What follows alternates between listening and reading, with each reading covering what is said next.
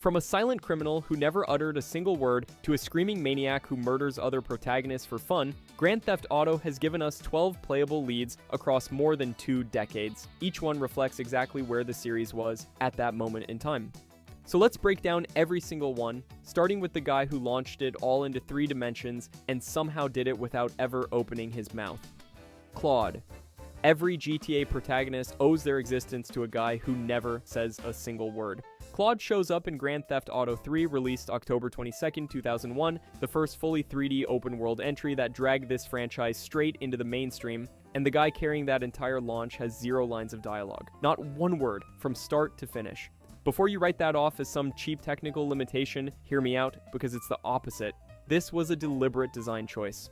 Claude isn't silent because his vocal cords got damaged in some cutscene we never saw. He's silent because Rockstar wanted him to be an empty vessel, something you could pour yourself into instead of watching someone else's personality bounce around the screen. His name isn't even spoken in the game itself, you only know it's Claude because of external materials and later games confirming it. The story starts with betrayal. Catalina, his girlfriend and partner, sets him up during a bank robbery. He gets shot and arrested, then escapes during a prison transport ambush, and starts climbing Liberty City's criminal ladder for the Leone family. Standard crime story on paper, except the guy at the center of it never reacts to any of it out loud.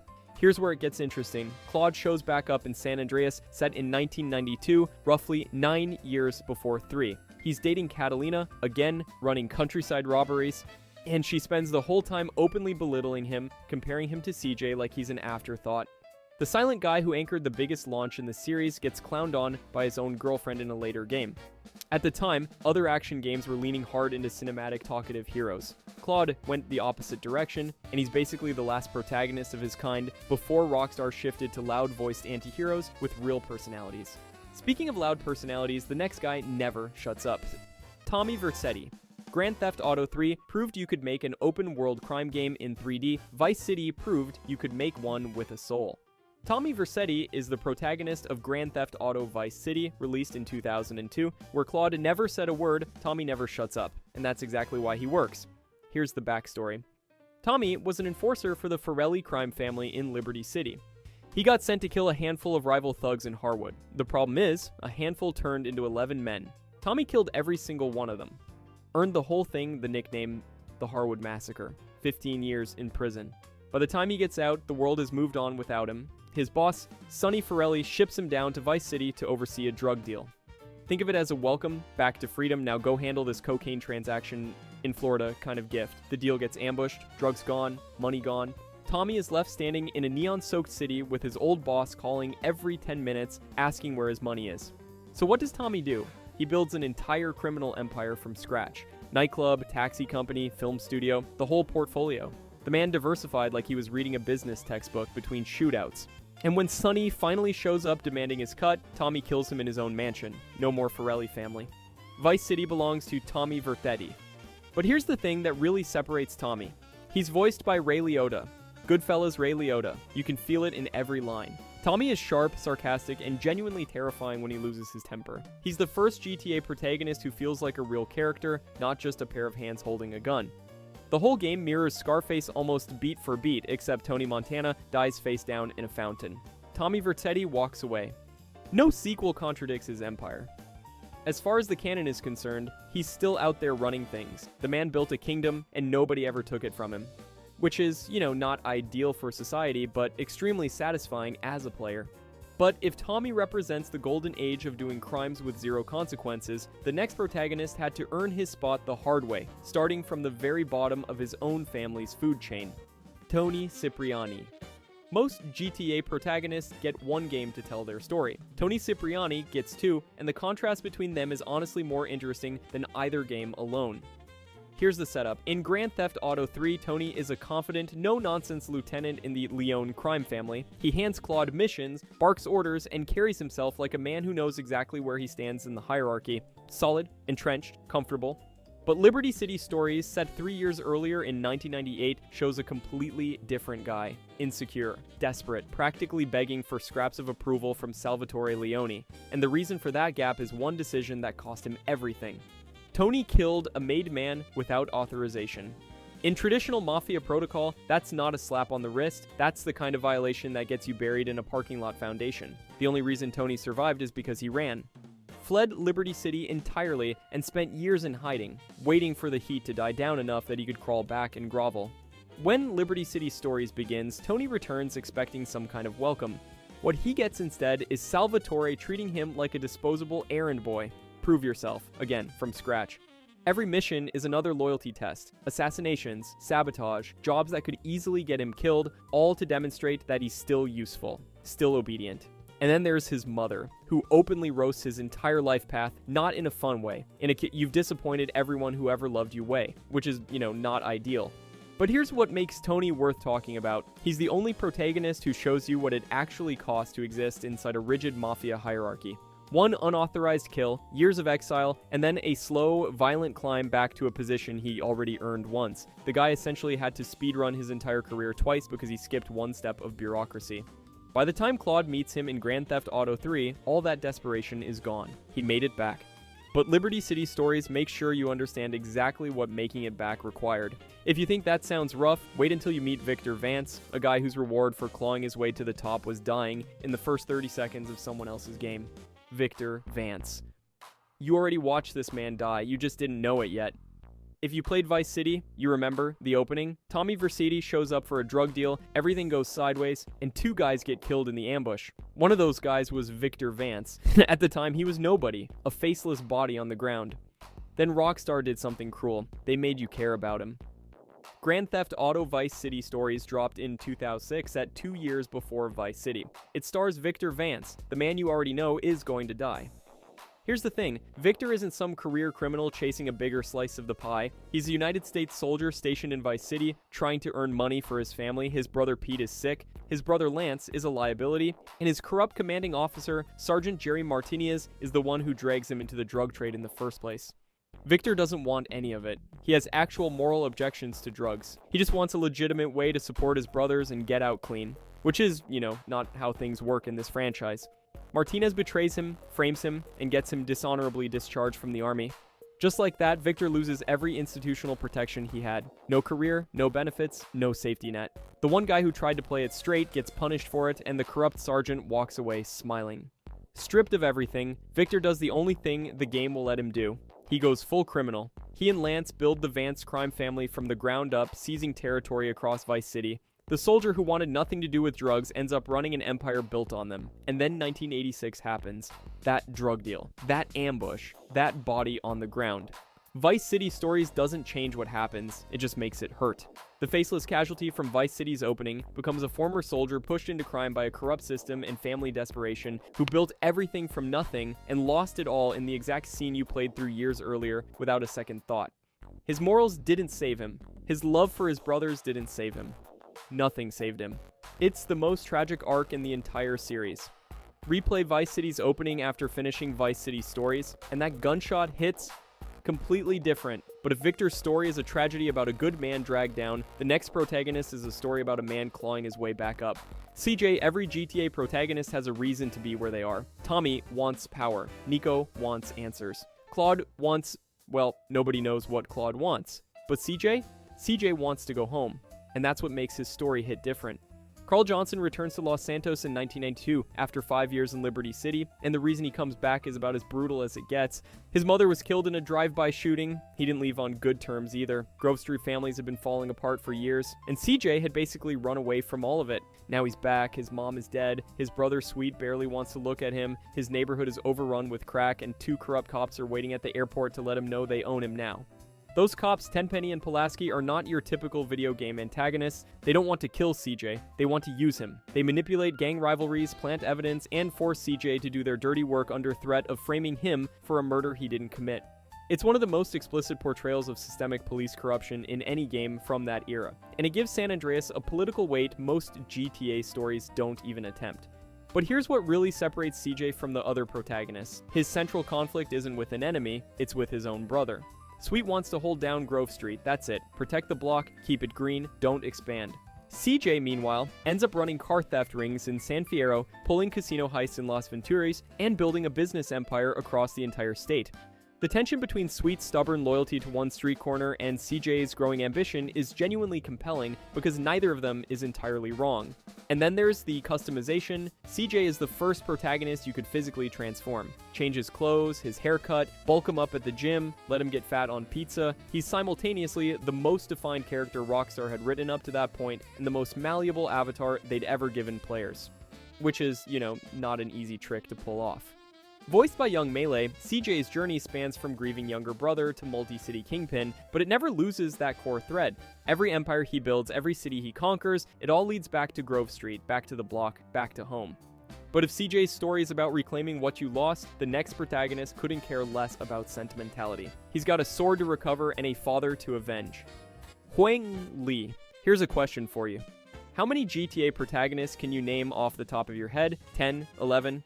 Cool. You forgot Huang Li. Everyone does.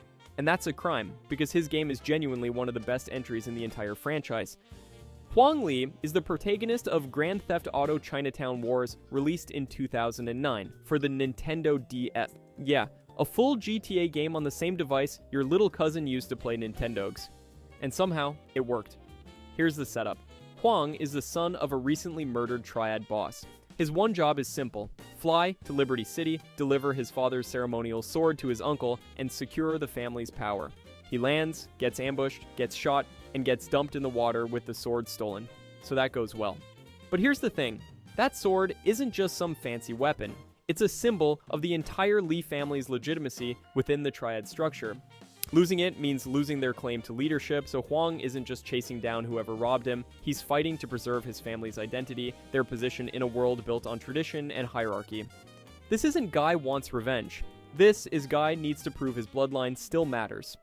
In a franchise dominated by Italian-American mobsters and American street gang members, Huang represents a genuine expansion of whose story Rockstar thought was worth telling. And the game itself looks nothing like GTA 4 despite sharing the same Liberty City. Chinatown Wars uses a comic book aesthetic with an overhead camera. Cutscenes play out in illustrated panels. The whole thing feels like a graphic novel that happens to let you sell drugs and steal cars. The drug trading mechanic alone was revolutionary. You'd buy product cheap in one neighborhood, sell high in another, watching prices fluctuate based on police activity and supply. Players were genuinely strategizing trade routes on a device with 2 screens and a stylus. I don't know what to tell you. It just worked. Here's where Huang gets overlooked, though. Chinatown Wars never had a home console release, never got the marketing push of a mainline entry. Huang doesn't show up in tier lists, he exists in this weird space where everyone who played his game loves it, and everyone who didn't has zero idea it exists, which is genuinely unfortunate because the narrative is tight, the twists are earned, and Huang himself is sharp, sarcastic, and surprisingly well written for a character who never got a voice actor. He's arrogant, privileged, and gradually humbled by a city that doesn't care about his family name. That's a solid arc. So if you've never heard of Huang Li, now you have. He deserved better visibility, he didn't get it. But the next protagonist on this list, he got all the visibility in the world, and then some time, Niko Bellic. Every protagonist before this was basically a criminal who felt fine about it. Then Grand Theft Auto 4 dropped in 2008 and gave us a guy who's actually haunted by what he's done, and it changed what this series was allowed to be. Niko Bellic is a Yugoslav Serb, his name written in Cyrillic as Niko Bellic, and he comes to Liberty City for 2 reasons. 1, his cousin Roman promised him money and women and a fresh start in the land of opportunity. 2, he's hunting the man who sold out his unit during the Yugoslav Wars, the betrayal that got nearly everyone he cared about killed and left him hollowed out long before he ever stepped on a boat. Here's the thing though, Roman lied. Big time. He sold Niko this fantasy of penthouse apartments and sports cars, and what Niko actually finds is a struggling cab company owner crammed into a roach-infested apartment in Broker, drowning in debt to loan sharks who want his kneecaps as collateral. The American dream in this game is basically a bad Yelp review with a side of broken teeth. And that gap between the promise and the reality is the whole engine of the story. Niko isn't chasing riches, he's chasing a ghost, and everything he does in Liberty City is colored by trauma he never processed. He talks about wanting peace while systematically dismantling every criminal organization that looks at him sideways. The game even lets you decide who lives and who dies at key moments, which sounds small until you realize no Grand Theft Auto protagonist before him had that kind of moral weight attached to a trigger pull. You're not just picking a mission reward, you're deciding what kind of broken person Niko becomes. He also doesn't disappear after his own game ends. Nico shows up as a supporting character in both The Lost and Damned and The Ballad of Gay Tony, watching his own story play out from the edges of Johnny Klibitz's and Luis Lopez's lives. It's a small touch, but it made Liberty City feel like an actual living place instead of a backdrop that resets when the credits roll. Fans still argue about the ludonarrative dissonance here, a fancy way of saying Nico keeps talking about being sick of violence while the player is racking up a body count that would make a war criminal blush. They also argue endlessly over which ending is canon. Neither debate has an answer. Rockstar just left it open and walked away whistling. Nico is where this franchise finally grew up. But growing up means someone's about to have their whole identity thrown into a blender, and that someone is Johnny Klibitz. Johnny Klibitz. Johnny Klibitz is one of the most tragic cases in the entire franchise, and not because of what happened to him in his own game, because of what Rockstar did to him afterward. In The Lost and Damned, Johnny serves as vice president of the Liberty City chapter of the Lost Motorcycle Club, and vice president is doing heavy lifting there, because the actual president, Billy Gray, is either in rehab, in jail, or making decisions so catastrophically stupid that Johnny has to clean up after him constantly. In practice, Johnny runs the club. Here's the thing, Johnny is not your typical GTA protagonist. He's cautious, he's measured, he actively tries to avoid unnecessary conflict and repeatedly warns his crew about the dangers of hard drugs, specifically meth and heroin. On a franchise full of characters who sprint toward chaos, Johnny is the guy pulling the emergency brake. The expansion also intertwines directly with Grand Theft Auto 4's storyline, showing familiar missions from Johnny's perspective. Moments where you cross paths with Nico Bellic suddenly have a whole second layer, making Liberty City feel like a living place where everybody's story is happening simultaneously. So you've got this thoughtful, reluctant leader navigating gang politics with a level head. Great character, interesting arc. Fans loved him. Then Grand Theft Auto 5 happened. Johnny shows up in Sandy Shores as a hollowed-out meth addict. The guy who spent an entire game telling people to stay away from hard drugs is now strung out, barely functional, and emotionally broken. Trevor Phillips confronts him, slams his face into the ground, and kills him. No fight, no last stand, no dignity. The whole thing takes about 90 seconds. The fan reaction was nuclear. He was so against drugs, and they turned him into a meth head just to kill him off for shock value. And honestly, both sides have weight. On one hand, Rockstar took a character people spent an entire game investing in and reduced him to a punchline for Trevor's introduction. That stings.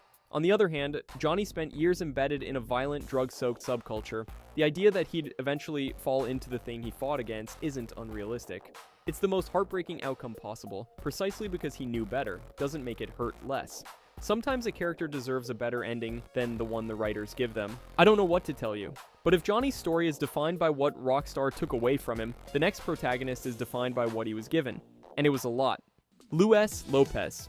After the relentless grimness of Nico's immigrant tragedy and Johnny's doomed biker brotherhood, Rockstar apparently remembered that Grand Theft Auto is allowed to be fun, like genuinely, absurdly, skydiving into downtown Liberty City fun.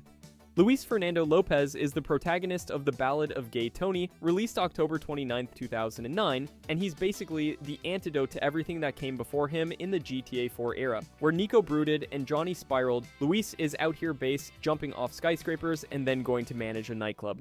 Which is, a bit of a tonal shift. Here's the setup. Luis is a Dominican-American who works as the full-time assistant and sometime enforcer for Anthony Gay.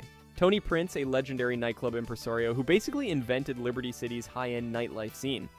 One minute he's handling VIP guest lists, the next he's shooting his way out of a deal gone wrong at 40,000 feet. Just normal assistant things.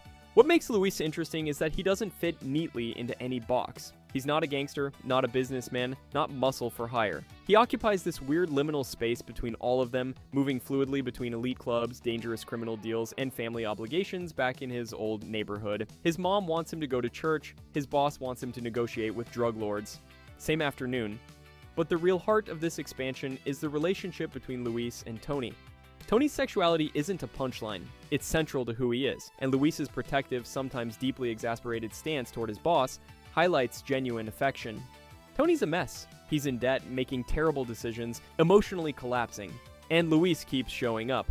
Tony, what did you do now could be the subtitle of the entire game. The missions themselves are where Rockstar went full spectacle, high-altitude parachuting, helicopter chases, explosive set pieces that feel like a blockbuster action film.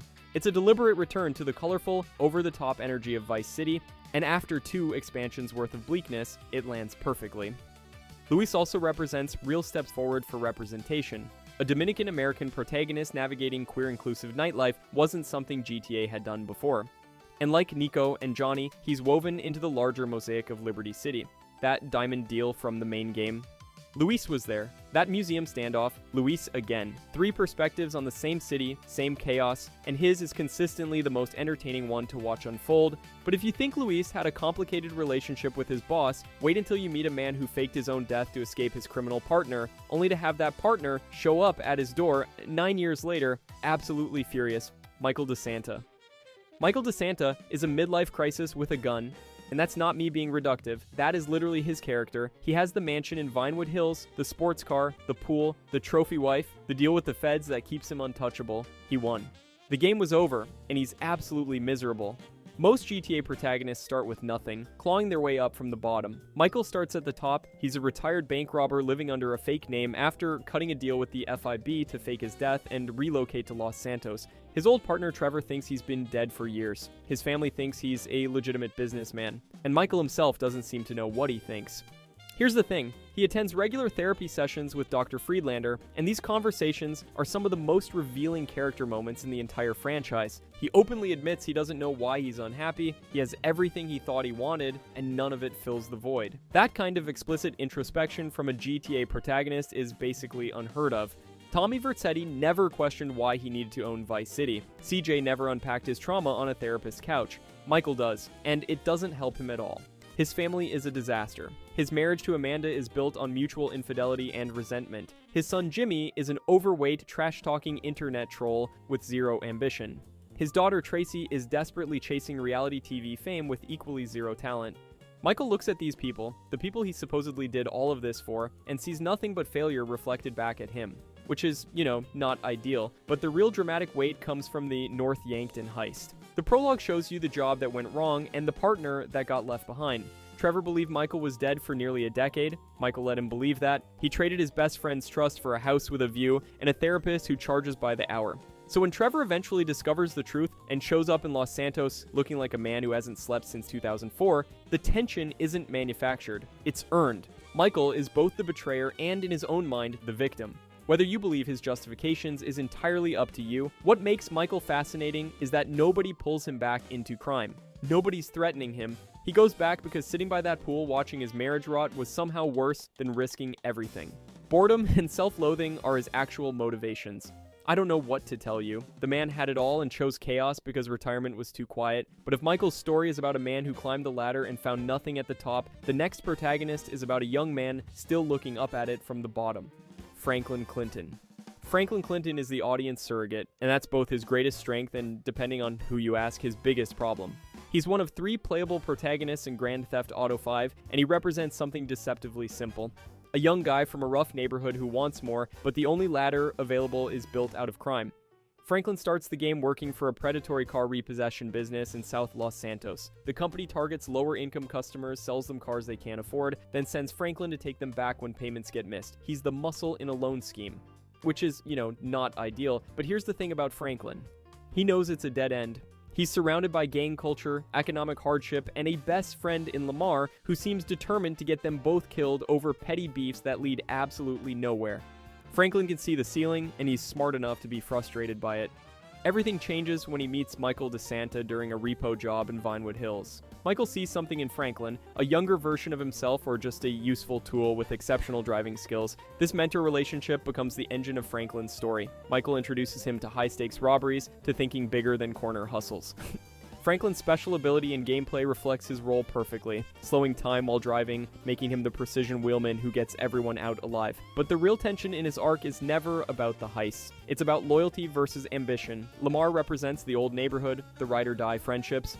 Michael represents the new world, money, strategy, bigger scores. Franklin spends the entire game caught between those 2 gravitational pulls, never fully able to commit to either without losing something. Now, some fans argue Franklin is the least developed of the 3 protagonists. His backstory gets less screen time. His family dynamics are barely explored compared to Michael's crumbling marriage or Trevor's twisted attachments. He's the straight man, and sometimes the straight man doesn't get enough room to breathe. But then there's the ending. In the game's branching final act, Franklin is the one who chooses: kill Michael, kill Trevor, or risk everything to save them both. The kid from South Los Santos, the repo man who started the game stealing cars for a scam company, ends up holding everyone's fate in his hands. That's not underdevelopment, that's a payoff. Most fans agree the Death Wish option, where Franklin refuses to betray either friend and takes on every enemy at once, is the canonical ending. And it fits, because it's the one choice that says Franklin learned something from both mentors without becoming either of them. If you think Franklin had complicated loyalties, though, wait until you meet the man whose idea of loyalty involves cooking meth in a trailer and stomping someone's skull into the pavement. Trevor Phillips.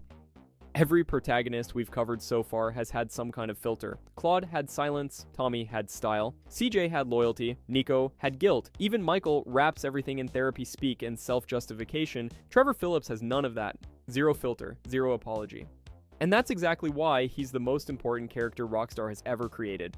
On paper, he's a former military pilot turned meth manufacturer living in a trailer in Blaine County, running a one-man empire called Trevor Phillips Enterprises. Arms trafficking, drug production, territorial wars with biker gangs. But the way he operates is what separates him from every other name on this list. Trevor doesn't escalate to violence, he starts there. Violence is his resting state, and everything else is just the brief pause between episodes. His introduction in GTA 5 is one of the most controversial moments in franchise history. Johnny Klebitz, the protagonist of The Lost and Damned, a character player spent an entire expansion building up, shows up as a meth-addled shell of himself, and Trevor stomps his head into the pavement mid-conversation, a former protagonist deleted in under 60 seconds to make a point.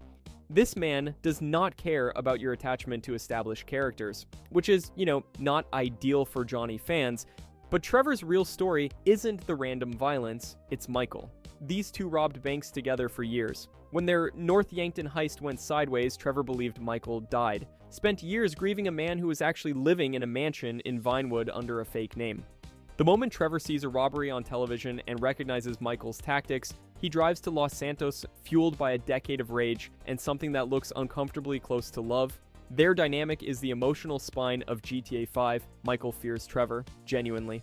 But Trevor keeps coming back too. He's furious about the betrayal, but he's more furious that it worked, that Michael chose comfort over loyalty and got away with it. Here's where it gets complicated. Trevor functions as a mirror for the player. Every time you've gone on a rampage in a GTA game, every time you've driven on the sidewalk or blown up a gas station for no reason, you were being Trevor. Previous games let you do those things as a silent avatar who'd never acknowledge it in cutscenes. Trevor acknowledges it. He is it. Rockstar took the chaotic impulse that lives inside every sandbox player and gave it a backstory, a personality, and a meth lab. And yet, he protects people he considers family. He's self-aware enough to know he's broken, even if he can't stop being broken. We started this video with Claude, a man with no voice, no personality, a blank space the player filled with whatever they wanted. And we end with Trevor, a man who is all voice, all personality, screaming every thought directly into your face whether you asked or not. The distance between those two characters is the distance the entire franchise has traveled, from silence to screaming, from empty vessel to overflowing chaos. Trevor forces a question GTA has been dancing around since 2001.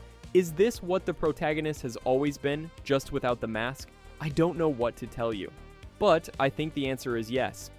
If you enjoyed this video and want to see more, click the video on the screen now.